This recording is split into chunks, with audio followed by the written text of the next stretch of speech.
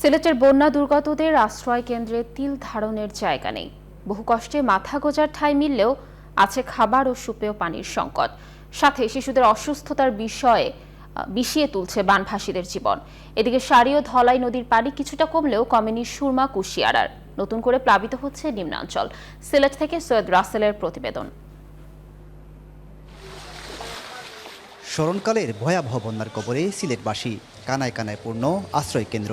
ধারণ ক্ষমতার বেশি মানুষের ঠাঁই হয়েছে প্রায় সবকটি কেন্দ্রে। সংকট রয়ে গেছে খাবারে, অভাব সুপেয় পানির।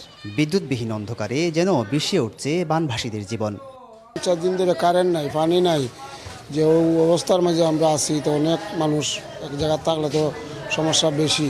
ট্রেন নাই, 4 দিন ধরে কারেন্ট নাই, কিছু পাওয়া যায় না। 4 দিন ধরে না পানি নাই, গোসল করতার না, খাওয়া পানি ঠিক মতো না পায়। কোনো কিছু কিনবার হয়তো টাকা পয়সা নিয়ে একটা সব পানিতে বাইসে গেছে। মাঝে মাঝে শুকনো খাবার মিললেও মিলছে না শিশু খাদ্য।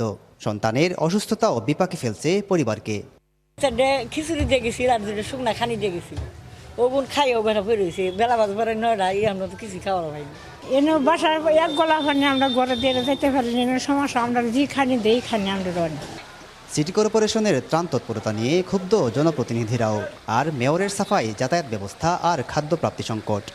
এইবার অতিরিক্ত মানুষ বন্যা কবলিত হওয়ার কারণে ত্রাণ ব্যবস্থাটা খুবই কম।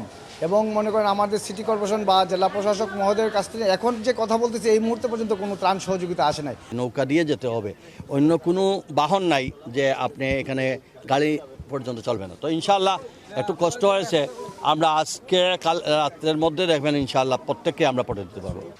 গোয়াইনঘাট, কোম্পানিগঞ্জ ও সদর উপজেলার পানি কমলেও নতুন করে প্লাবিত হচ্ছে ফেন্সুগঞ্জ, বালাগঞ্জ ও ওসমানীনগরের নিম্নাঞ্চল।